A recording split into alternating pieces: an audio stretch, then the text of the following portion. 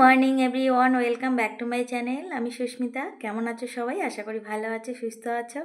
আজকে আরেকটি ছোট্ট সুন্দর ব্লগে তোমাদেরকে অনেক অনেক ভালোবাসা। তো দেখো, এখন সকালবেলা, আর সকালবেলার রৌদ্রটা খুব সুন্দর। তো বরমশাই দেখো গাছগুলোতে জল দিচ্ছে। তো আজকের সকালটাও শুরু হলো আমার এই সংসারের কাজ দিয়ে। তো কি বলো তো, প্রতিদিন এক একটা সকাল মানুষের জীবনে এক এক রকম যায়।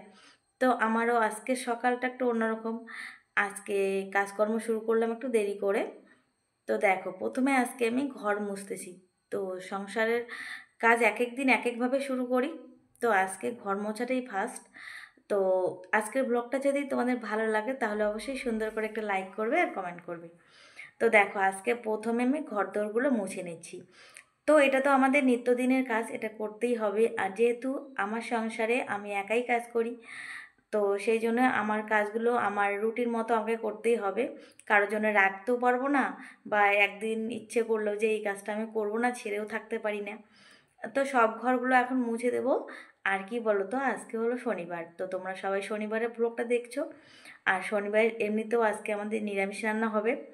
তো যেদিন যেমন পারি সেদিন সেরকমভাবে সংসারটাকে গুছিয়ে রাখার চেষ্টা করি, একদিনও অবহেলা করি না। তারপরে দেখো, ঘর দোরগুলো মুছে দিলাম, মুছে দিয়ে চলে আসলাম বাইরে। তো আজকে কি করব বলো তো, সংসারের কাজটা একটু অন্যভাবে শুরু করেছি। তো একদম পরিষ্কার পরিচ্ছন্ন যেগুলো কাজ আমার করতে হয় সেগুলো করে তারপরে রান্নাঘরে যাব। তো সেই জন্য ঘরগুলো মুছে তারপরে এই যে বাইরে এসেছি। বাইরে এখন এই যে কলটা পাম্প করা না এত কষ্ট, কি বলবো, কলটা মানে এত শক্ত, পাম্প করতে খুবই কষ্ট হয়, আর বেশি জলও বের হয় না দেখো।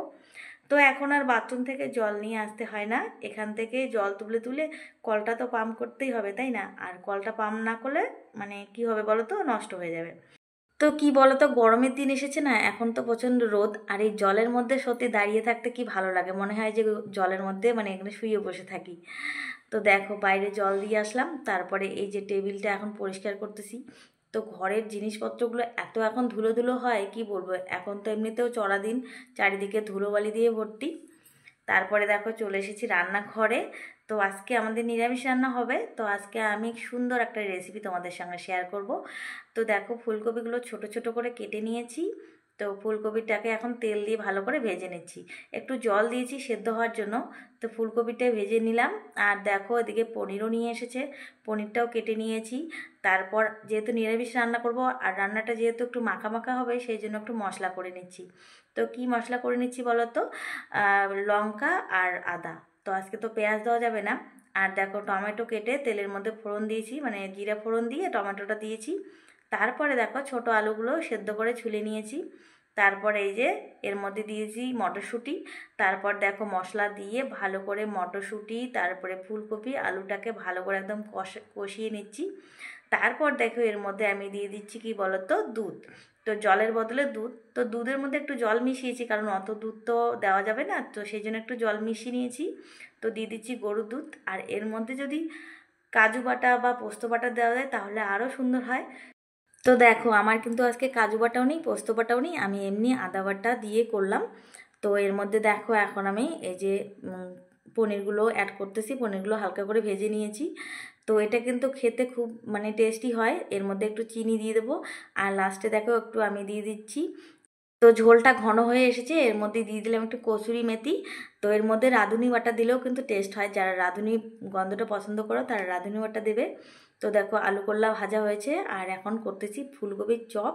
তো রান্না প্রায় শেষ। আর রান্না করার পর তো জানোই রান্নাঘরের কত কাজ থাকে। তো রান্নাটা সেরে নিলাম, তারপরে দেখো এখন গ্যাসটা পরিষ্কার করতেছি।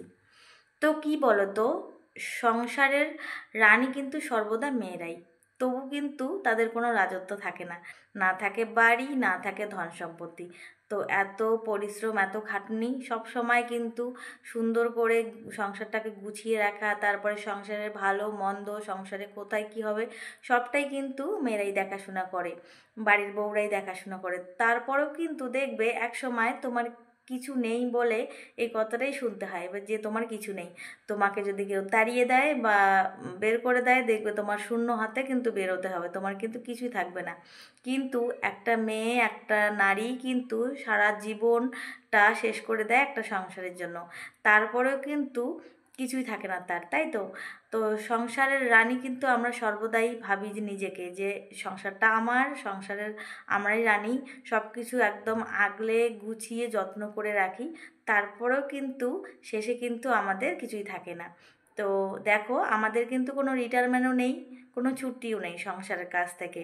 সবার কিন্তু একটা সময় অবসর থাকে, কিন্তু মেয়েদের কিন্তু কোনো রিটায়ারমেন্ট বা অবসর নেই। সারা জীবন কিন্তু এই সংসারের কাজে মানে লেগেই থাকতে হয়, একটা দিনও কিন্তু ছুটি নেই। মানে কি বলবো, মৃত্যুর আগ পর্যন্ত ছুটি নেই। মানে যতদিন বেঁচে থাকবে ততদিন কিন্তু এই সংসার সামলাতেই শেষ। তারপরেও কিন্তু মেয়েদের কিছুই থাকে না, না থাকে বাড়ি, না থাকে গাড়ি, না থাকে অর্থ সম্পত্তি, না থাকে টাকা পয়সা।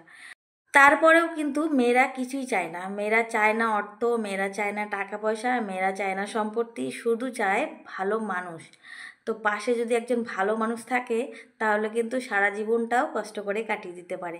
তো শুধু একজন ভালো মানুষ চায় যে পাশে থাকবে, সাথে থাকবে, দুঃখ কষ্ট সবার সব কিছুর সাথে সাথ দেবে, তো ভালো মন্দটা শেয়ার করবে। সেই রকম একটা লোক চায় যে সব সময় তার পাশে থাকবে, আর কিন্তু কিছুই দেয় না। তাই তো বন্ধুরা, তো দেখো, মেয়েরা শুধু একটা ভালো মানুষ পাশে পেলেই কিন্তু সারা জীবনটা কষ্ট করেও কাটিয়ে দিতে পারে। তো দেখো, এই যে সংসারের এখন কাজ ধরেছি, এই যে আসবাবপত্রগুলো পরিষ্কার করলাম, তারপরে বিছনা গুছিয়ে রাখলাম। তো এখন আমি কি করব বলো তো, এই যে আলমারিটা একটু গুছিয়ে রাখবো। তো আমার আলমারিটা দেখলে তোমাদের তো কি বলবো, মানে আমার আলমারি দেখলে তোমরা বলবে যে এরকম আলমারি, মানে বিশ্বাস করো, আলমারিটা গুছিয়ে রাখি, তারপর জামা কাপড় যখন বের করি তখন তারপর একটার উপরে একটা, একটার উপরে একটা এরকম করে রেখে দিই। তো আজকে আলমারিটা ভালো করে গোছাবো না, তো একটু জায়গা করার, মানে একটু জায়গাটা ফাঁকা করার জন্য জামা কাপড়গুলো একটু সরাসরি করে রাখবো।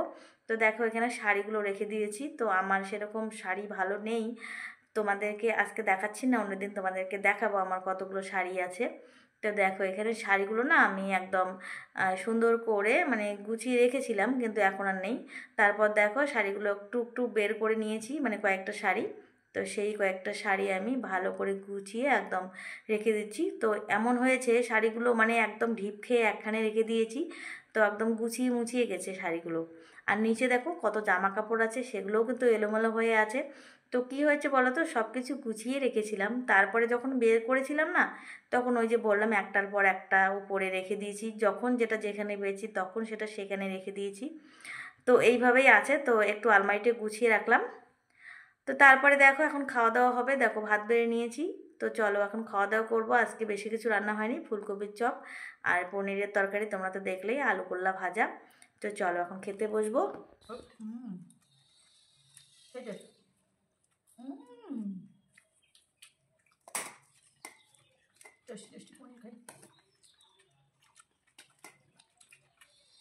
মজা খাও।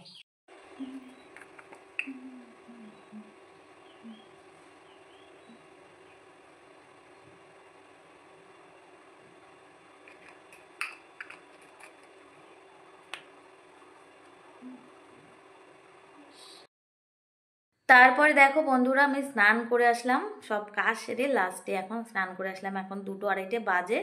তো আজকে কি করেছি বলেছে, চুলে শ্যাম্পু করেছি। তো দুদিন ধরে চুলে শ্যাম্পু করা হয় না, শ্যাম্পু টেম্পু করে স্নান করে আসলাম। তো এখন এই যে একটু সাজুগুজু তো করতেই হবে। তারপর দেখো, এই যে জামা কাপড় কয়েকটা ছিল, জামা কাপড় কয়েকটা ধুয়ে দিয়েছি, সেটা নিয়ে আসলাম ছাদের মধ্যে।